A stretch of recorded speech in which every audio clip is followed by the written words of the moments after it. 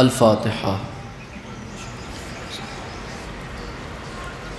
إياك نعبد وإياك نستعين اهدنا الصراط المستقيم صراط الذين أنعمت عليهم غير المغضوب عليهم ولا الضالين كما قال الله تبارك وتعالى في شان حبيبه مخبرا وآمرا إن الله وملائكته يصلون على النبي يا أيها الذين آمنوا صلوا عليه وسلموا تسليما اللهم صل على محمد وآل محمد سبحان ربك رب العزة عما يصفون وسلام على المرسلين والحمد لله رب العالمين اعوذ بالله من الشيطان اللعين الرجيم بسم الله الرحمن الرحيم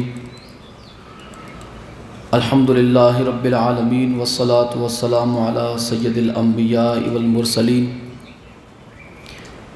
خاتم لما سبق والفاتح لمن غلق المغلن الحق بالحق ابی القاسم محمد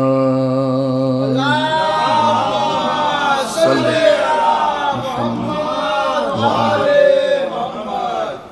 وآلہ الطیبین الطاہرین المعصومین المظلومین المنتجبین الذین اذهب اللہ عنہم الرجس وطہرکم تطہیرا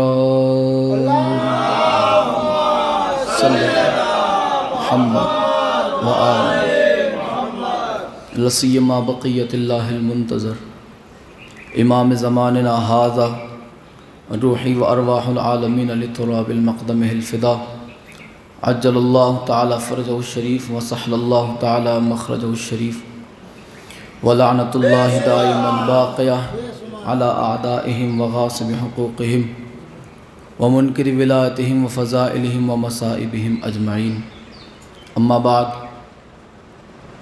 قال رسول اللہ صلی اللہ علیہ وآلہ وسلم الفاطمۃ بضعۃ منی فمن اغضبها اغضبنی۔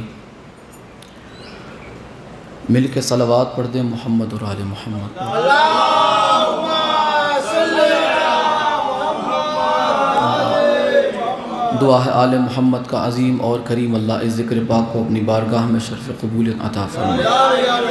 مولا بحق محمد و آل محمد جتنے بیمار ہیں انہیں شفاء کاملہ و عاجلہ عطا فرمائے۔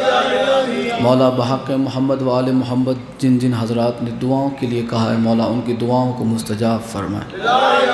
یا مولا بحق محمد و آل محمد امام زمانہ کی ظہور میں تعجیل فرمائے۔ یا مولا امام زمانہ کی ظہور میں جلدی فرما۔ یا مولا امام زمانہ کے ظہور میں تعجیل فرما۔ علی والوں کا بول بالا فرما، مولا کے دشمنوں کو ذلیل و خوار فرما۔ یا مولا وہ منظر ہمیں اپنی آنکھوں سے دکھا کہ سیدہ کائنات سلام اللہ علیہا کا روزہ تعمیر ہو جائے۔ دعاؤں کی قبولیت کے لیے اور خوشنودی محمد اور آل محمد کے لیے مل کے صلوات پڑھ دیں محمد اور آل محمد پر۔ اللہم صلی وآلہ سبحان ربک رب العزت عما یصفون وسلام علی المرسلین والحمد للہ رب العالمین۔ رمضان کا چونکہ مہینہ ہے، جیسے ہی رمضان کا چاند طلوع ہوتا ہے، جیسے ہی رمضان کے مہینے کا آغاز ہوتا ہے، ایک بحث چھڑ جاتی ہے تراویحوں کی۔ لوگ ہم پہ چلا چلا کے اعتراض کرتے ہیں، نہیں پڑھتے نہیں پڑھتے نہیں پڑھتے۔ کبھی پوچھ لیا کرو ہم جب نہیں پڑھتے تو کیوں نہیں پڑھتے؟ یہ چیز رسول اللہ کے زمانے میں ہرگز نہیں تھی۔ آج جو تراویحاں جسے تراویح کہا جاتا ہے اس کے 3-4 نام الگ الگ ہیں۔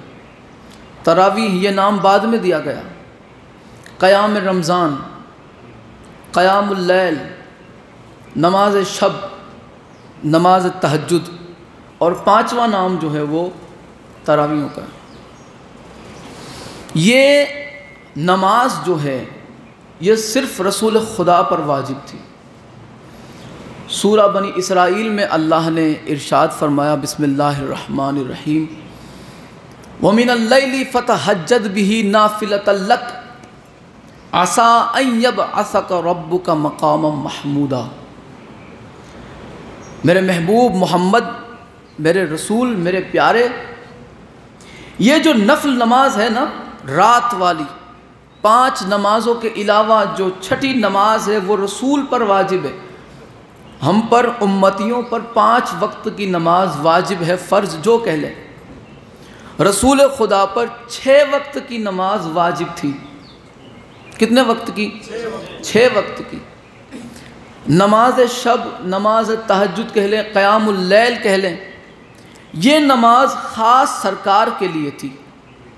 امتی اگر پڑھیں تو بے حد ثواب ہے، بہت ثواب ہے، لیکن امتی پر واجب نہیں ہے۔ رمضان کا چاند طلوع ہوا نہیں کہ ایک بحث چھڑ جاتی ہے، تراویح نہیں پڑھی تو جی روزہ تو غرق ہو گیا تمہارا۔ یہ عقیدہ تم نے کہاں سے نکالا؟ کیا دین مولویوں کے اشاروں پہ چلنے والی کوئی چیز ہے کہ مولوی نے جس طرف اشارہ کیا دین اس طرف چل پڑا؟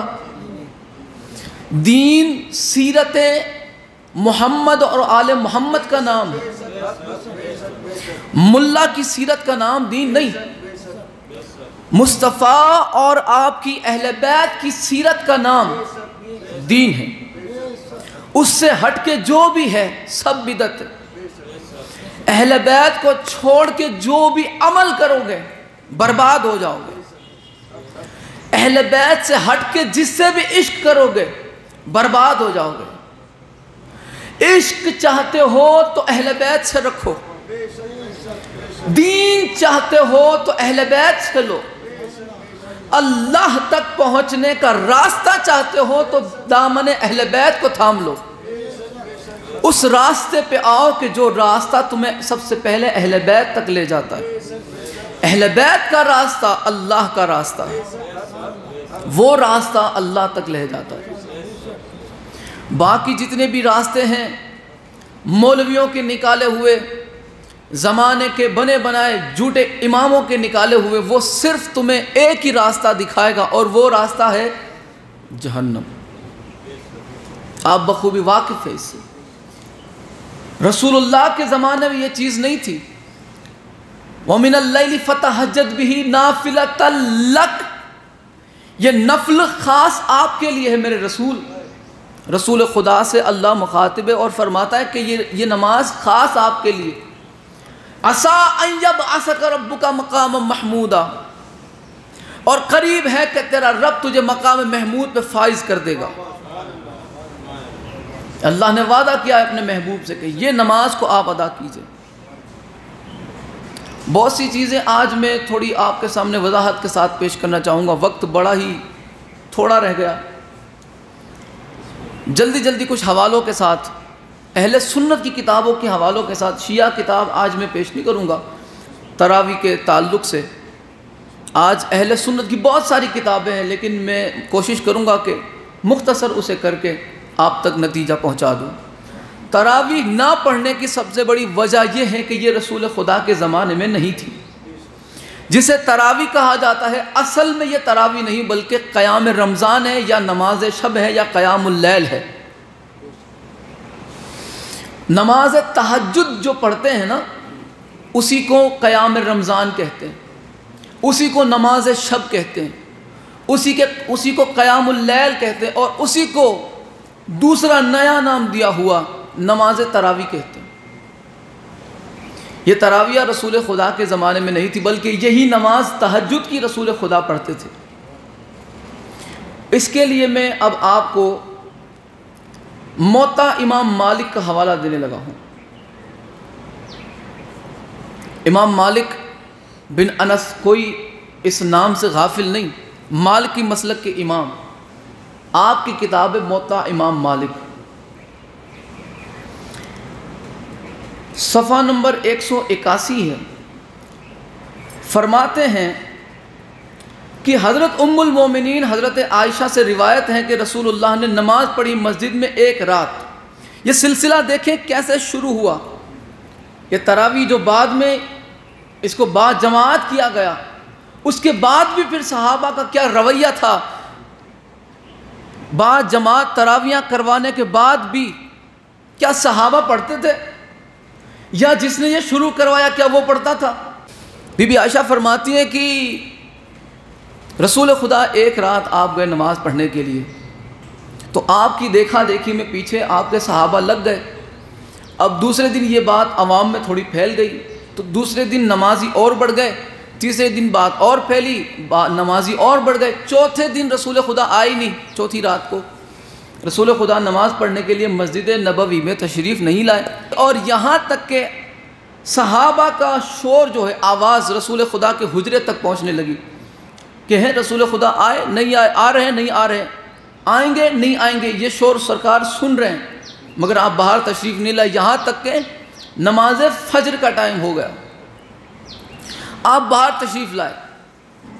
عرض کی یا رسول اللہ کیا بات ہے، آپ نماز کے لیے باہر آئے نہیں؟ آپ نے فرمایا وہ نماز تمہارے لیے نہیں ہے۔ مجھے خطرہ اس بات کا لاحق ہوا، یعنی کہ مجھے یہ محسوس ہوا کہیں ایسا نہ ہو کہ یہ نماز بھی امت پہ واجب کر دی جائے، اس خوف سے میں نے تمہارے ساتھ نماز نہیں پڑھی۔ وہ نماز جو تھی وہ نماز شب تھی۔ اور اگلی روایت میں فرماتے ہیں کہ حضرت ابو ہریرہ سے روایت ہے کہ رسول اللہ نے رغبت دلاتے تھے، رسول اللہ رغبت دلاتے تھے تراویح پڑھنے کو۔ دیکھیں یہاں پہ ترجمے کے اندر تراویح لکھ دیا گیا، لیکن عربی عبارت میں لفظ تراویح نہیں ہے، قیام وہاں پہ موجود ہے۔ نماز پڑھنے کی راتوں میں اور نہ حکم کرتے تھے، یعنی رسول خدا نے کبھی کسی کو حکم نہیں دیا کہ تم پڑھو ہی پڑھو، لیکن آپ نے فرمایا، آپ فرمایا کرتے تھے کہ جس نے یہ نماز پڑھی رمضان میں اللہ اسے اس کے پچھلے گناہوں کو بخش دے گا۔ اہل سنت کی ہی روایت میں پڑھ رہا ہوں، یہاں پہ میں ایک بھی شیعہ روایت نہیں پڑھوں گا۔ یہ ہو گیا موطا امام مالک کا حوالہ۔ اب دوسرا حوالہ ہے بخاری شریف سے، تو بڑی بڑی کتاب ہے یہاں پہ، ٹھیک ہے۔ حضرت ابو ہریرہ سے روایت ہے کہ رسول اللہ نے فرمایا کہ جس شخص نے ایمان کے ساتھ اور ثواب کی نیت سے رمضان میں قیام کیا تو اس کے پہلے سب گناہ معاف کر دیے جاتے ہیں۔ ابن شہاب نے کہا کہ جب رسول اللہ کی وفات ہوئی تو معاملہ اسی طرح رہا، پھر حضرت ابو بکر کے دور خلافت اور حضرت عمر کے ابتدائی دور حکومت میں بھی یہی حال رہا، بعد میں انہوں نے اس میں پھیر پھار کر دیا۔ یہاں پہ قیام رمضان کی بات ہے، وہی روایت جس نے بھی تراویح کا چیپٹر جہاں بھی باندھا اس نے یہی روایت لی جو قیام رمضان کی ہے۔ قیام رمضان کی جو روایت ہے وہی روایت ہے تراویحوں کے اندر بھی ہے۔ اور میں آپ کو ایک جاننے والی بات بتاؤں کہ جہاں پہ لفظ قیام رمضان ہے ترجمہ کرنے والے نے وہاں پہ تراویح لکھ دیا، نماز تراویح، ٹھیک ہے۔ تو یہ بے ایمانی انہوں نے شروع میں ہی کی تھی۔ یہ میں نے آپ کے سامنے روایت پیش کی بخاری کی۔ اب اگلی روایت میں مصنف ابن ابی شیبہ سے آپ کی خدمت میں پیش کرنے لگا ہوں۔ اس میں بہت ہی عجیب و غریب قسم کی روایت ہے۔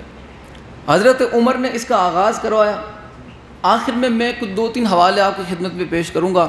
حضرت عبداللہ ابن عمر نے وہ جو تگڑے تماچے مارے ہیں تراویح پڑھنے والوں کو، آپ یقین نہیں کریں گے کہ انہی کے والد محترم حضرت عمر جو تھے انہوں نے تراویحوں کو با جماعت شروع کروایا، اور انہی کے جو فرزند تھے حضرت عبداللہ انہوں نے کیا آپ دیکھیں تراویح پڑھنے والوں سے بات چیت کی۔ وہ انشاءاللہ میں آخر میں آپ کو میں کتاب کے حوالوں کے ساتھ 3 معتبر ترین کتابیں اور انشاءاللہ اس کے بعد مسائل۔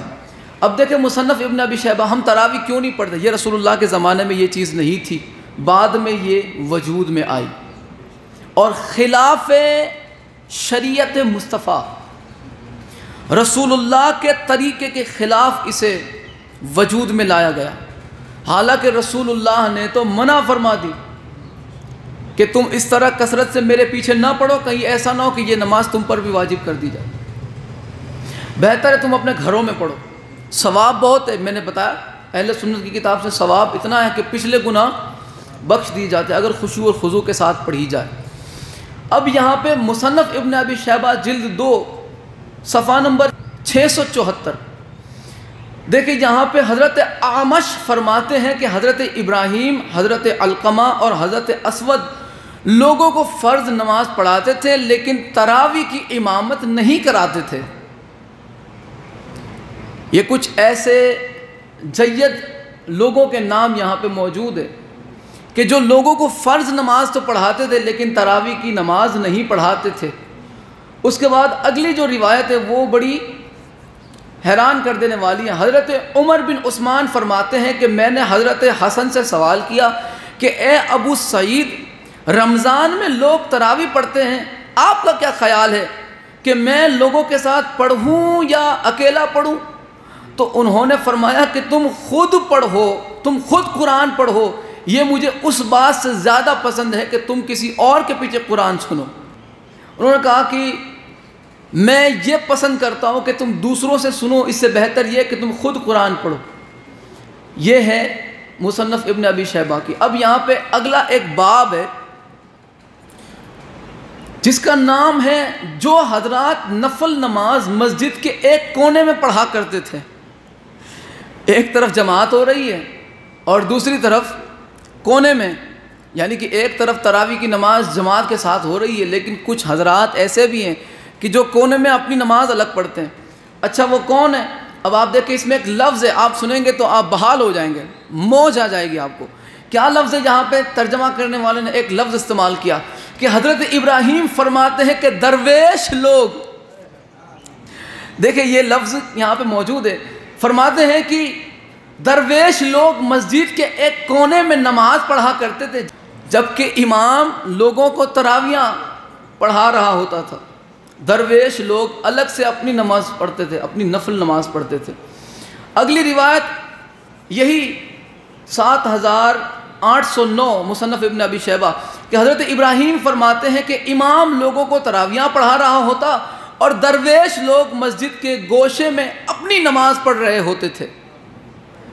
یعنی جن کا درویشوں سے تعلق ہے کم سے کم ان کا تراویحوں سے تعلق نہیں ہوتا، جن کا کم سے کم درویشوں سے تعلق ہے ان کا تراویحوں سے تعلق نہیں ہوتا۔ اب یہاں پہ سنن نبی داؤد سے میں آپ کو حوالہ پیش کرنے لگا ہوں کہ ابی بن کعب فرماتے ہیں کہ حضرت عمر بن خطاب نے مجھے حکم دیا کہ میں رمضان شریف کی رات میں نماز، اور بریکٹ میں لکھا ہے تراویح، نماز پڑھاؤں۔ عربی عبارت میں تراویح نہیں ہے، میں نے پہلے ہی وضاحت کر دیا آپ کو، تو یہاں پہ بریکٹ میں انہوں نے لکھا ہے تراویح پڑھاؤں۔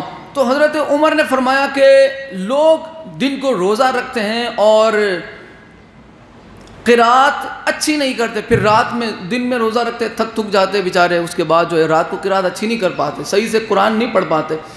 تو انہوں نے کہا کہ تو قرآن مجید کی رات کو تلاوت کریں تو اچھا ہے۔ تو حضرت ابی بن کعب رضی اللہ عنہ نے فرمایا کہ اے امیر المومنین، یہ تلاوت کا طریقہ پہلے تو نہیں تھا، یہ طریقہ جو نماز کا آپ کہہ رہے ہیں وہ پہلے تو نہیں تھا۔ تو حضرت عمر نے فرمایا کہ میں جانتا ہوں کہ یہ نہیں تھا، لیکن یہ طریقہ تلاوت اچھا ہے، وہ انہیں پسند تھا، وہ حضرت عمر کو پسند تھا، لیکن خود وہ نماز نہیں پڑھتے تھے باجماعت، ٹھیک ہے۔ میں جانتا ہوں کہ یہ طریقہ پہلے نہیں تھا لیکن یہ تلاوت کا طریقہ اچھا ہے۔ ہم نے لوگوں کو 20 رکعت نماز پڑھائی اور پھر آگے پھر کاؤنٹس میں تراویح کر دیا، تو پتہ چلا کہ یہ حضرت عمر کے دور میں یہ طریقہ شروع ہوا، یہ سلسلہ 20 رکعت کا اور با جماعت نماز کا۔ اب یہاں پہ شرح صحیح مسلم میں علامہ غلام رسول سعیدی صاحب نے یہاں پہ آپ دیکھیں کہ اتنی وضاحت کر دی کہ جس کے بعد کچھ کہنے سننے جیسا ہے ہی نہیں۔ یہاں پہ صفحہ نمبر 540 میں کہتے ہیں کہ اور حضرت عمر رضی اللہ عنہ جو تمام رمضان میں با جماعت تراویح کو رواج دینے والے تھے، وہ سب سے پہلے جس نے نماز تراویح کو با جماعت پڑھایا، اس رواج کو جاری کرنے والے کون تھے جی؟ شرماؤ نہیں، وہ حضرت عمر تھے۔ کون تھے وہ؟ حضرت عمر تھے، جنہوں نے سب سے پہلے تراویوں کو جمع کر کے ایک بندے کے پیچھے با جماعت شروع کروایا۔ یہ رسول اللہ کے زمانے میں نہیں تھا، یہ حضرت ابو بکر کے زمانے میں بھی نہیں تھا، ٹھیک ہے۔ تو یہاں پہ صحابہ کرام سے فرماتے تھے یہ کہ یہ با جماعت تراوی اچھی بدعت ہے، نعم البدعۃ ھذہ، اچھی بدعت ہے، مگر جس وقت تم سوئے ہوئے ہوتے ہو، تم آخری وقت میں سوئے ہوئے ہوتے ہو، نماز شب کا جو افضل ترین وقت ہے وہ کون سا ہے؟ رات کا آخری حصہ، ٹھیک ہے، رات کا آخری حصہ۔ تو حضرت عمر کہتے تھے کہ تم تو سوئے ہوئے ہوتے ہو اس وقت تم سوتے ہو، اور بہتر ہے کہ تم اس وقت پڑھ لیا کرو، اس وقت سوتے ہو تو ابھی تم نماز پڑھ لو، لیکن افضل وقت وہی ہے، افضل وقت وہی ہے جو رات کا آخری حصہ ہے۔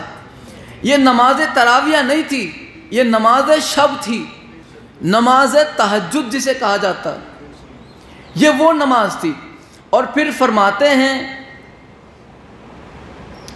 یعنی وہ گروہ جو تراویح کے وقت سو جاتا ہے اس سے افضل ہیں جو تراویح پڑھتا ہے۔ ان کی مراد تھی کہ تہجد پڑھنے والے افضل ہیں، یعنی تہجد پڑھنے والے افضل ہیں ان سے جو شروع میں پڑھتے ہیں، یعنی کہ تراویح پڑھنے والوں سے تہجد پڑھنے والے افضل ہیں، ٹھیک ہے۔ اب یہاں پہ آگے لکھتے ہیں کہ اس حدیث کے راوی عبد الرحمن بن عبد القاری بیان کرتے ہیں کہ میں ایک روز حضرت عمر کے ساتھ گیا تو دیکھا کہ لوگ حضرت ابی بن کعب کی اقتداء میں نماز تراویح پڑھ رہے تھے۔ اب یہاں پہ اس روایت کا آخری جو حصہ ہے وہ یہ ہے کہ علامہ عینی اس کی شرح میں لکھتے ہیں کہ اس سے معلوم ہوتا ہے کہ حضرت عمر ہمیشہ جماعت کے ساتھ تراویح نہیں پڑھتے تھے، اور ان کی رائے یہ تھی کہ گھر میں نماز پڑھنا افضل ہے۔ حضرت عمر نے فرمایا ان کی رائے یہ تھی کہ گھر میں نماز پڑھنا افضل ہے، خصوصاً آخر شب میں، رات کے آخری حصے میں۔ اسی وجہ سے امام طحاوی نے فرمایا کہ تراویح گھر میں پڑھنا افضل ہے، مسجدوں میں جگہ نہیں ہے علم ترا والی میں، میدان میں اگر ہوتی ہے تو میدان کھچا کھچ، مسجد میں ہوتی ہے تو ایک پاؤں مسجد کے باہر تو دوسرا پاؤں مسجد کے اندر، جدھر تراویح میں علم ترا ہوتی ہے۔ 23 منٹ ورلڈ ریکارڈ، 20 منٹ، ہر سال کوئی نیا نیا ریکارڈ ٹوٹتا ہے۔ برابر ابھی 2 سال پہلے ایک ویڈیو وائرل ہوئی تھی تراویح کی، وہ پتہ نہیں کہاں کی تھی، لیکن نماز اتنی سپیڈ میں تھی کہ خدا نہ خواستہ اگر کوئی وہاں پہ پیچھے کوئی بزرگ ہوتا یا ہوگا تو وہ تو اس کا پوری نماز اس کی سجدے میں گزر گئی ہوگی، یا رکوع میں یا قیام میں، نماز وہ پوری نہیں پڑھ پایا ہوگا۔ یہاں پہ امام صاحب سجدے میں جاتے ہیں تو پیچھے والے بھی رکوع سے اٹھ رہے ہوتے، یہاں پہ پچھلے والے سجدے میں جاتے، امام صاحب کی سلام پھر جاتی، یعنی اتنی زیادہ سپیڈ میں ریکارڈ، ہر سال نئے نئے ریکارڈ ٹوٹتے جاتے اور نئے ریکارڈ بنتے جاتے۔ فلانے حضرت نے اتنی منٹ میں تراویح مکمل کر دی اور پبلک کو فارغ کر دیا، یعنی ہر سال کچھ نہ کچھ ریکارڈ بنتا جاتا ہے۔ اب 2 سال سے تو چونکہ ایک وبا نے لپیٹ میں لیا ہوا ہے سب کو، تو سب کا دھندا پانی ٹھپ ہے اس وقت، کیا کہا جائے۔ اور مولا ہمیں آل محمد کی عزت اور عظمت کے صدقے میں اس وبا سے محفوظ رکھے، لہذا اونچی صلوات پڑھیں محمد اور آل محمد۔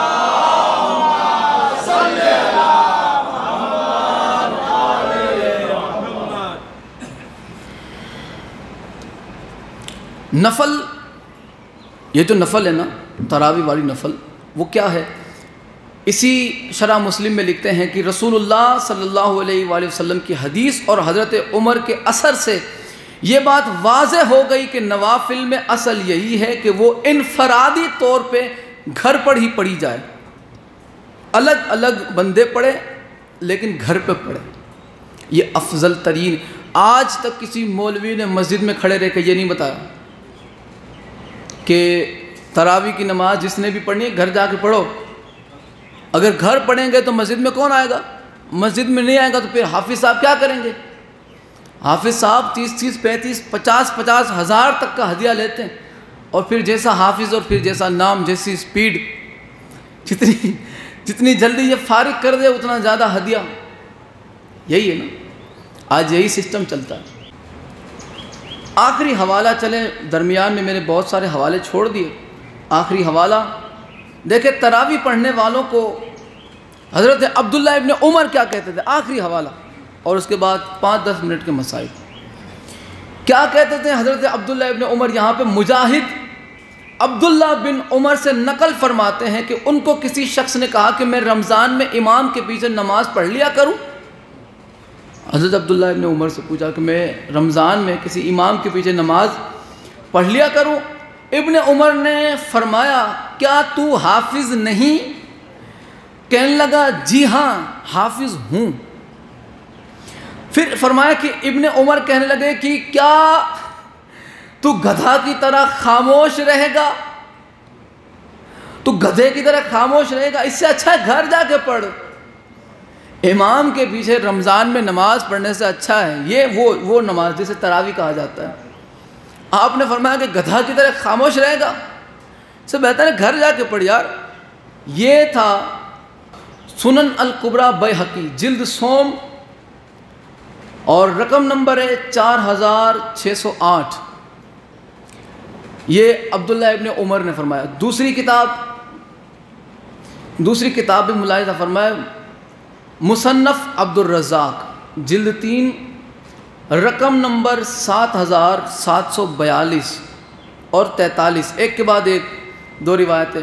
یہاں پر بھی مجاہد بیان کرتے ہیں کہ ایک شخص حضرت عبداللہ بن عمر کے پاس آیا اور بولا کہ میں رمضان میں امام کے پیچھے بریکٹ میں لکھا ہوا ہے تراویح کی نماز ادا کرتا ہوں۔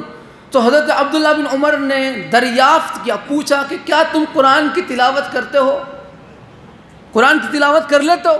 آسان، قرآن کی تلاوت کرتے ہو؟ اس نے جواب دیا جی ہاں۔ اس نے کہا جی ہاں۔ پھر انہوں نے کہا کہ کیا تم گدھا کی طرح خاموش رہتے ہو؟ تم اپنے گھر میں نماز ادا کیا کرو۔ وہی بات، تم اپنے گھر میں نماز ادا کیا کرو۔ اب نافع حضرت عبداللہ بن عمر کے بارے میں یہ بات نقل کرتے ہیں کہ وہ رمضان میں امام کے پیچھے تراویح ادا نہیں کیا کرتے تھے۔ حضرت عبداللہ ابن عمر نہیں پڑھتے تھے، حضرت عمر نے شروع کروائی جماعت کے ساتھ۔ یہاں پہ حضرت عبداللہ ابن عمر نماز پڑھتے ہی نہیں تھے ان کے پیچھے۔ اور الٹے سے اب دیکھیں آخری حوالہ اور زحمت تمام، مصنف ابن ابی شیبہ جلد 2 رقم نمبر 7797۔ ٹھیک ہے، یہاں پر بڑے غضب کے الفاظ ہیں۔ فرماتے کہ حضرت مجاہد فرماتے کہ ایک آدمی نے حضرت ابن عمر سے سوال کیا کہ میں رمضان میں امام کے پیچھے تراویح پڑھتا ہوں، یہ ٹھیک ہے؟ انہوں نے سوال کیا میں رمضان میں امام کے پیچھے تراویح پڑھتا ہوں، کیا ہے ٹھیک ہے؟ انہوں نے فرمایا کہ کیا تم گدھا کی طرح منہ اٹھا کر کھڑے رہتے ہو؟ بہتر ہے گھر نماز پڑھ لو۔ حضرت عبداللہ ابن عمر نے تراویح پڑھنے والوں کو کیا فرمایا؟ گدھا۔ ان کی مثال گدھے کی سی ہے جو منہ اٹھا کے کھڑے رہتے ہیں۔ آپ قرآن کی تلاوت نہیں کرتے۔ یہاں پہ ہم کوئی خاص کوئی الگ سے ہم کوئی مخالف نہیں ہیں اس نماز کے۔ یہ نماز رسول اللہ کے زمانے میں نہیں تھی، نہ حضرت ابو بکر کے زمانے میں تھی، نہ حضرت عمر کی خلافت کے شروع کے دور میں، یہ ایجاد کی گئی۔ اب میں آپ کو شیعہ عقیدہ بتانے لگا ہوں اس کے تعلق سے۔ مولا علی علیہ السلام کا دور خلافت، جب آپ ظاہری مسند خلافت پہ آئے تو جیسے پچھلے دور میں مسجدوں کے اندر امام کے پیچھے نماز تراویح پڑھنے کا، نماز شب پڑھنے کا جو رواج گھسا دیا گیا تھا، مولا علی علیہ السلام کے پاس بھی کچھ لوگ آئے، ان سے بھی کہا کہ یا علی، پچھلے والے تو خلیفہ حافظ نہیں تھے، آپ تو چونکہ حافظ قرآن ہیں۔ وہ تو جانتے تھے کہ یہی تو ہے جو محافظ قرآن ہے اور حافظ قرآن ہے، جیسا یہ قرآن جانتے ویسا کوئی جان بھی نہیں سکتا۔ انہوں نے کہا یا علی آپ، فرمایا نہیں، جو چیز رسول اللہ کے زمانے میں نہیں تھی وہ نہیں ہوگی۔ اس کے باوجود لوگوں نے اپنی طرف سے ایک بندے کو پیش نماز بنایا، تراویح نماز شب پڑھنے کے لیے، اور اسے آگے کیا گیا، اور پھر مولا حسن علیہ السلام سے بھی مولا نے فرمایا کہ جاؤ انہیں سمجھاؤ۔ جب وہ نہیں سمجھے مولا نے فرمایا کہ چھوڑ دو انہیں ان کے حال پہ چھوڑ دو۔ علی کسی پہ جبراً دین نافذ نہیں کرنا چاہتا، علی کسی پہ جبراً دین نافذ نہیں کرنا چاہتا۔ اس دین کی حفاظت کے لیے اس خاندان نے خود قربانیاں دی ہے، کسی سے خون نہیں مانگا، خود اس خاندان نے قربانیاں دی ہے۔ کما قال اللہ تبارک و تعالی فی شان حبیبہ مخبرا و آمرا ان اللہ و ملائکتہ یصلون علی النبی یا ایہا الذین آمنوا صلوا علیہ وسلموا تسلیما اللہم صلی علی محمد وآل محمد سبحان ربک رب العزت عما یصفون وسلام علی المرسلین والحمد للہ رب العالمین۔